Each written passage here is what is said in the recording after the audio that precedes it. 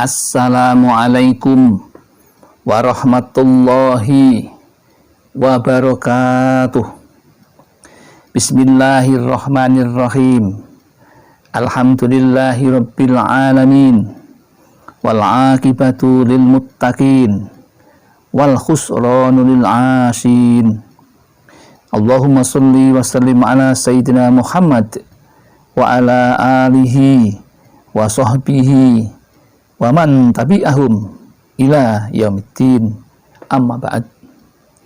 Jamaah Al-Fatih Channel yang dirahmati oleh Allah, pertama mari kita bersama untuk selalu bersyukur kepada Allah atas limpahan rahmat dan nikmatnya, sehingga pada kesempatan ini kita dapat bertatap muka dalam video ini dengan selamat tanpa halangan suatu apapun.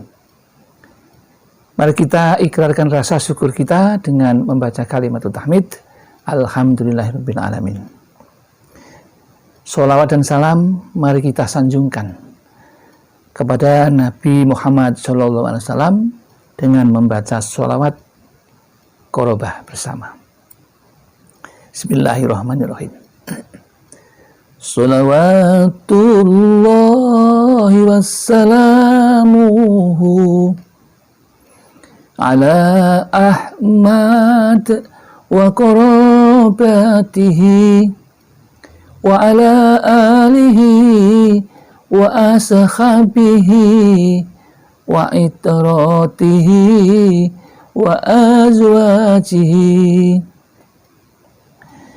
Mudah-mudahan dengan sholawat tersebut kita mendapatkan syafaatnya baik ketika di dunia maupun di akhirat nanti.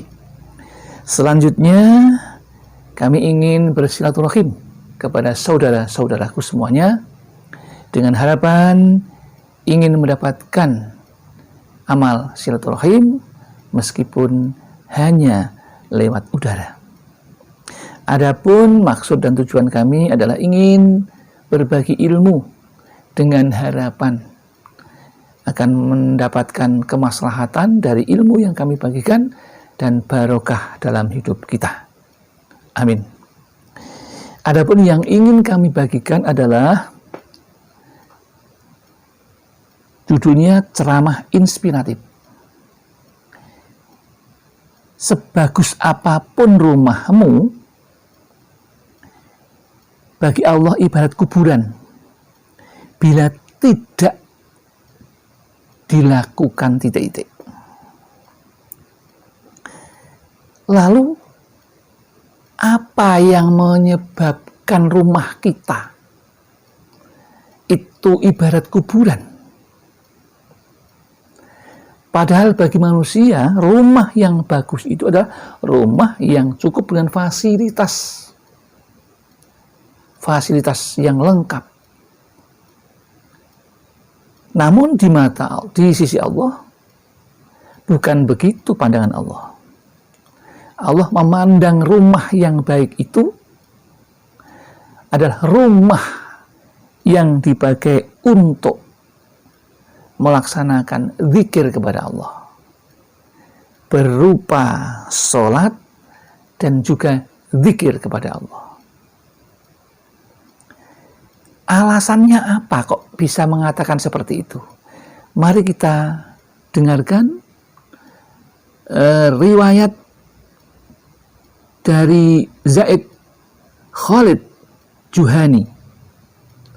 Rasulullah Shallallahu Alaihi Wasallam bersabda, "Sallu fi buyutikum, wala tattahiduha kuburan."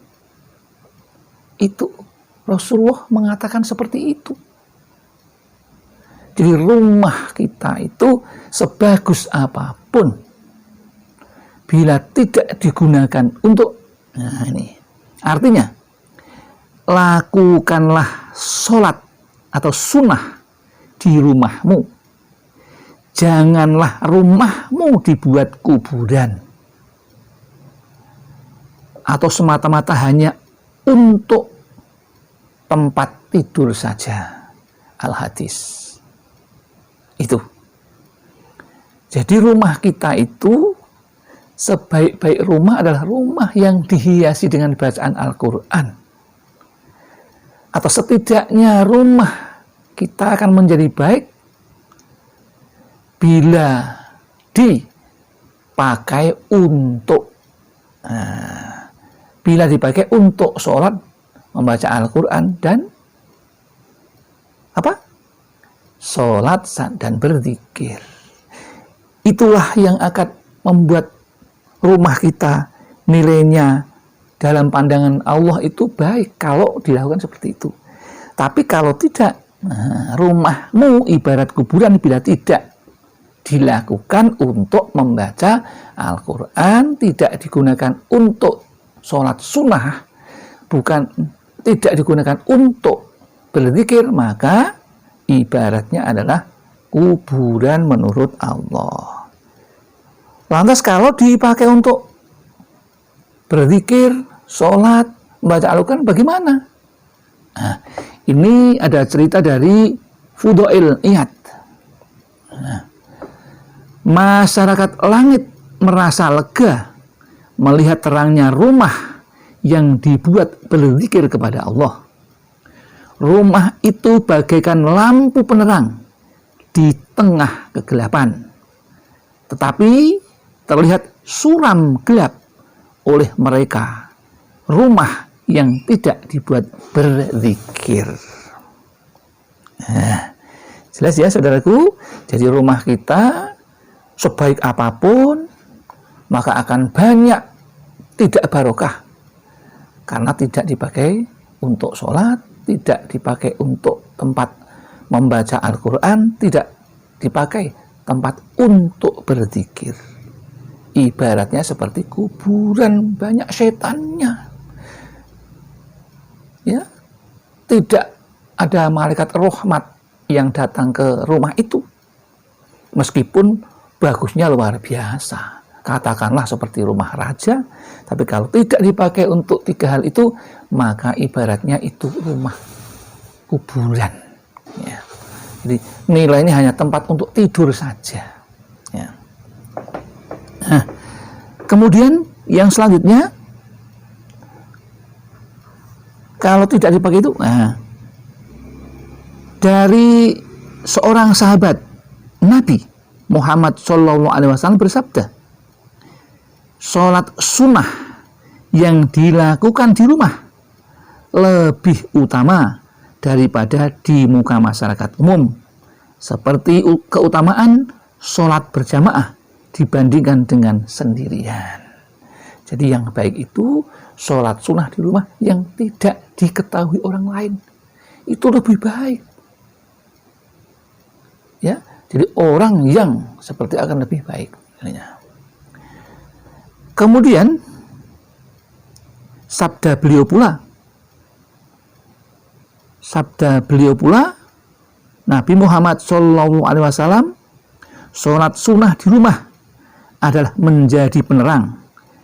Dari itu terangilah rumahmu dengan melakukan sholat sunnah. Al-Hadis. Nah, itulah hal-hal yang perlu kami sampaikan. Jadi saudara-saudaraku, jangan kita silau dengan kemegahan rumah yang indah secara fisik, tetapi itu tidak akan ada nilainya di pandangan Allah kalau tidak dipakai untuk sholat, untuk membaca Al-Quran, dan untuk berzikir. Maka berbahagialah saudara-saudaraku jamaah Al-Fatih yang diberikan iman dan Islam. Mudah-mudahan bisa menerima ini dengan ikhlas dan bisa lebih bersyukur kepada Allah Subhanahu wa Ta'ala setelah mendengar penjelasan ini. Demikian yang dapat kami sampaikan, mudah-mudahan sederhana tapi ada manfaatnya. Dan apabila ada kesalahan, kekhilafan, kami yang merasa fakir tentang ilmu adalah dari kami. Namun apabila ada benarnya, itu semata-mata Allah yang memberikan hidayah. Demikian yang dapat kami sampaikan. Mari kita akhiri dengan membaca sholawat qorobah agar apa yang kita kerjakan mendapatkan syafaat dari Rasulullah Sallallahu Alaihi Wasallam. Bismillahirrahmanirrahim. Salawatullahi wassalamuhu ala Ahmad wa qarabatihi wa ala alihi wa ashabihi wa itratihi wa azwajihi. Demikian yang dapat kami sampaikan. Mudah-mudahan ada manfaatnya. Akhirul kalam, billahi taufiq wal hidayah wal inayah wal barakah. Wassalamualaikum warahmatullahi wabarakatuh.